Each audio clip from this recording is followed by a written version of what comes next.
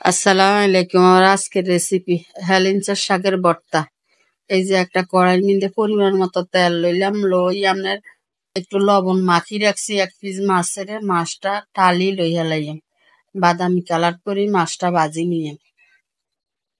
মাছটা ভাজা হয়ে গেছে, এবার উঠাই আপনার কাঁচামরিচ গুলা দিয়ে দিয়াম। কাঁচামরিচ গুলা দেওয়ার আগে এক সাইড ভাঙে নিতে হইব, নাইলে আপনার কাঁচামরিচ ফুটবো তাহলে দিলে।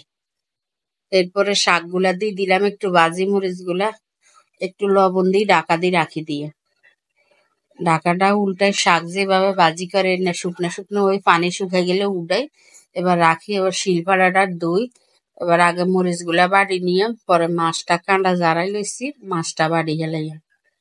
মাছটা বাড়া হইলে এরপরে আপনার শাক গুলা বাড়ি হেলাইয়াম।